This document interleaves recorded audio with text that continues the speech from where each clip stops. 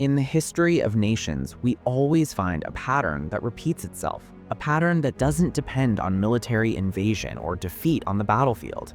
Instead, it's more like an internal disease, an economic virus that infects every superpower after it reaches the peak of its glory.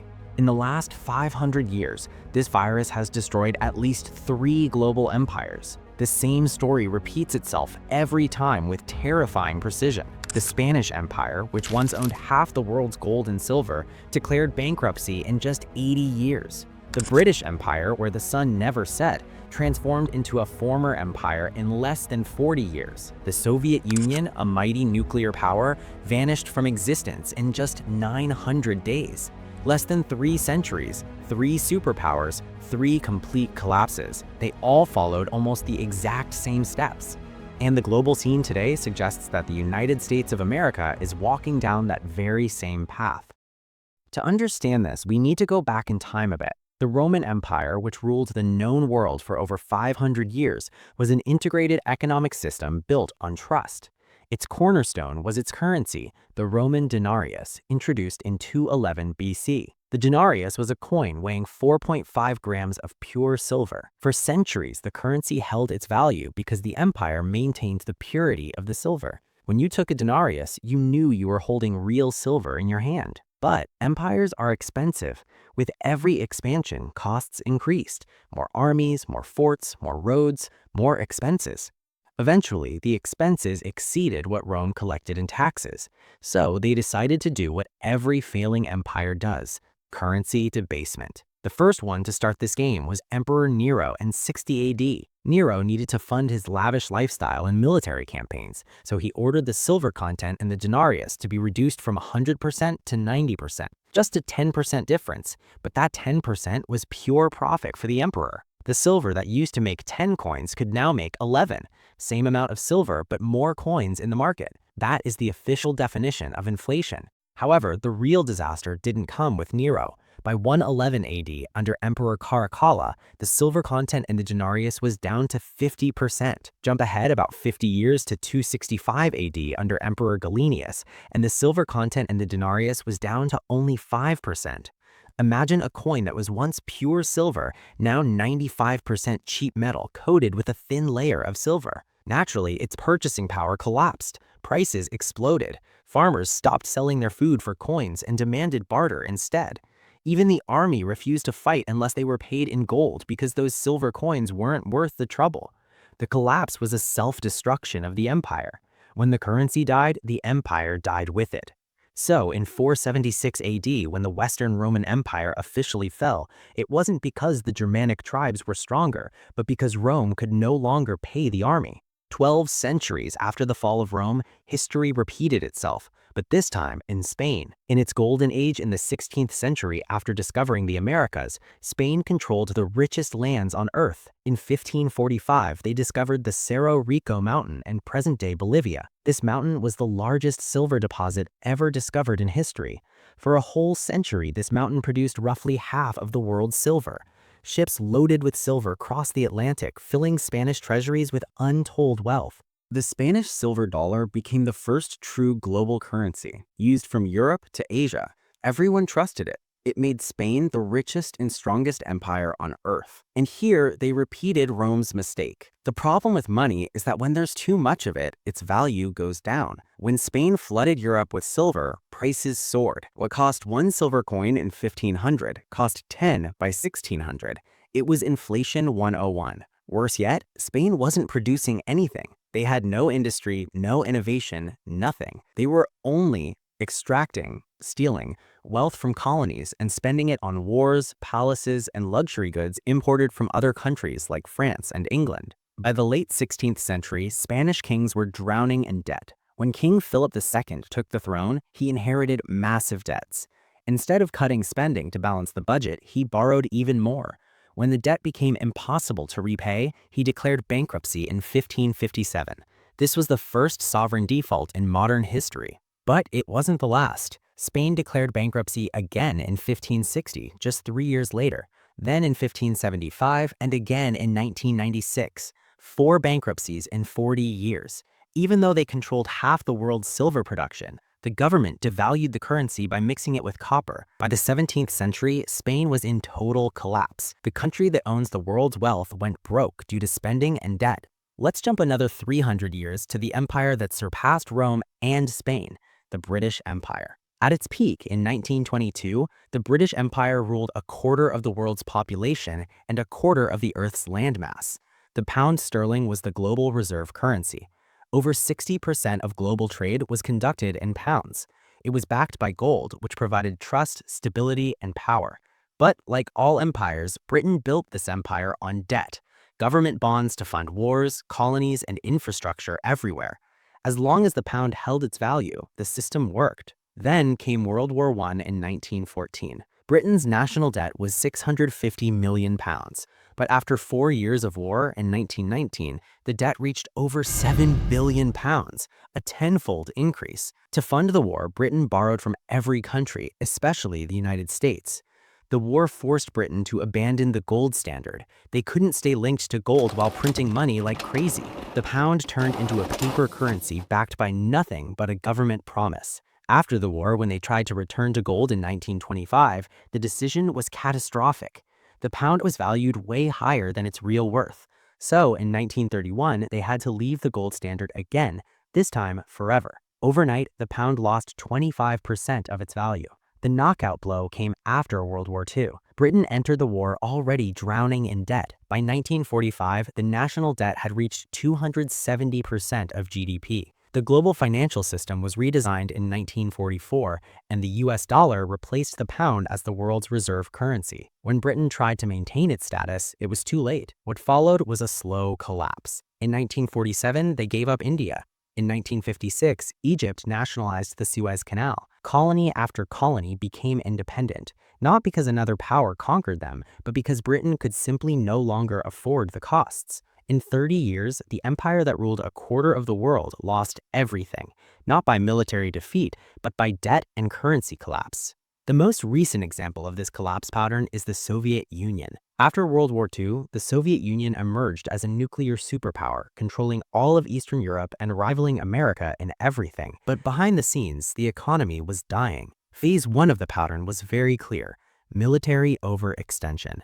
The Soviet Union was spending 15 to 20% of its GDP on the military, 3 times what America was spending. The cost was too heavy for an economy that was small compared to the US economy. Phase 2 was economic stagnation. The Soviet economy stopped growing completely in the 70s. Oil revenues were the only thing keeping it alive.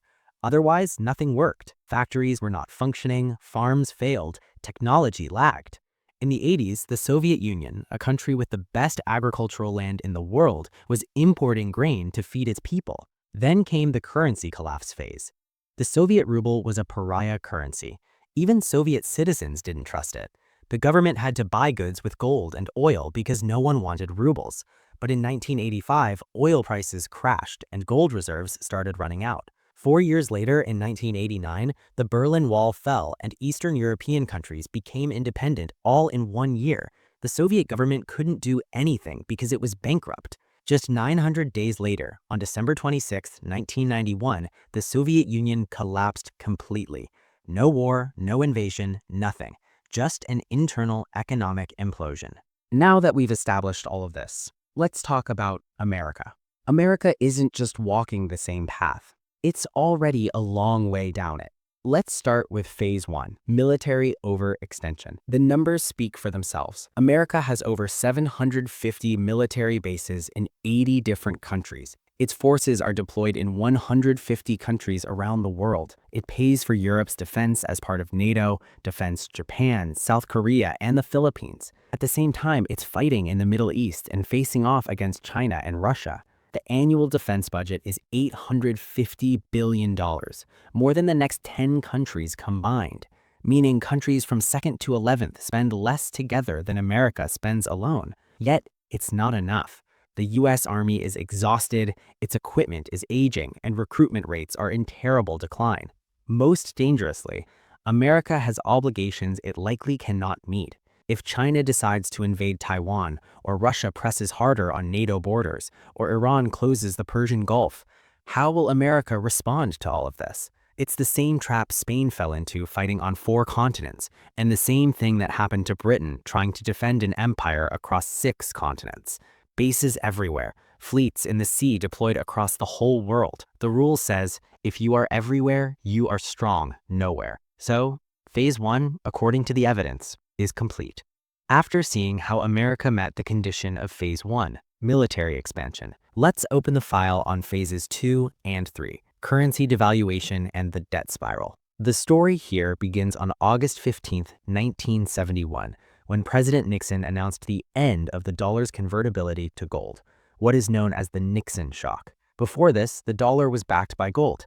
Every $35 equaled an ounce of gold. But to fund the Vietnam War, Great Society programs, and the costs of their empire, they kept printing way more dollars than they had gold. When France noticed what was happening and demanded their gold back from America, Nixon came out and effectively said, "That's it, no more gold." From that moment, the dollar became just paper, like the Roman denarius mixed with copper, and like the pound sterling after leaving gold. Its value didn't come from a real asset like silver or gold, but merely from trust in the government's word. This opened the floodgates for money printing. Since the year 2000, the money supply has increased by 400%. Since 2020 alone, over $6 trillion has been printed. The result? The dollar has lost 98% of its purchasing power since 1971. Back in the day, they mixed silver with copper. Today, they print unlimited amounts of paper digits. The mechanism is different, but the result is the same: currency devaluation.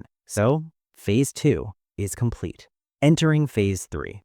The debt spiral. The US national debt has reached over $36 trillion.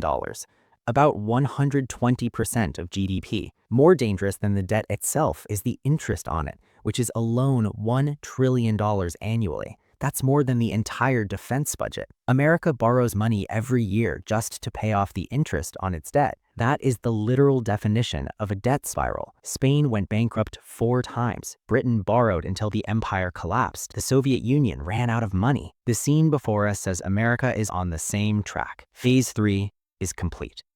After military expansion, currency devaluation, and debt, we enter Phase 4, loss of productive capacity. Simply put, America doesn't make things anymore. America designs, finances, and consumes, but it doesn't produce. Its industrial base moved to China, Mexico, and Vietnam. Its import volume exceeds its export volume by $800 billion annually. They rely on imports for almost everything: medicine, electronics, steel, even military components. It's exactly what happened with Spain when silver was flowing in large quantities.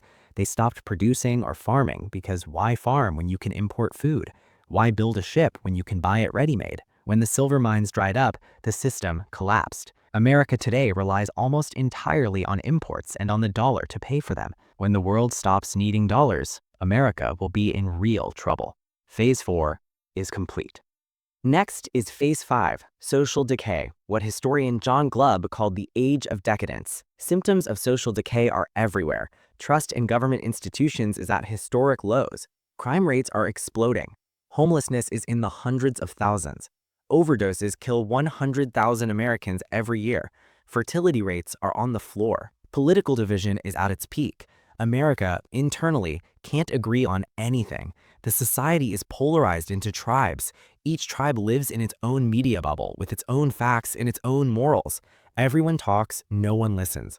The result is a country that can't even agree on what reality is. They can't even agree on what a man is or what a woman is. These are signs that appear in every empire before it falls. Phase 5 is complete.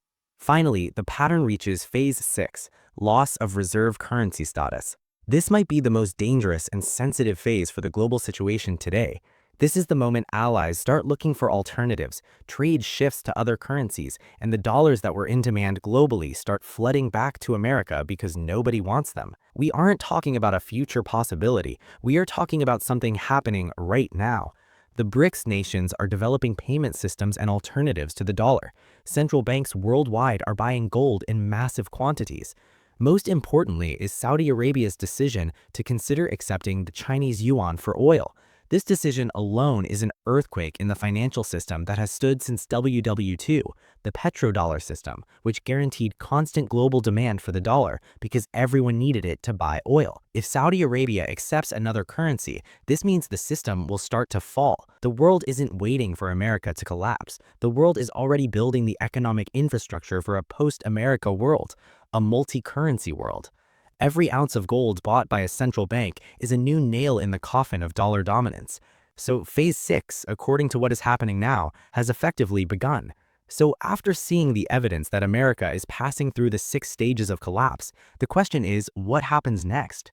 History offers 3 potential endings. 1. Managed decline, like what Britain did. They lost the empire, lost the currency status, suffered terrible inflation, but the state itself survived and adapted to the new reality as a second-tier power.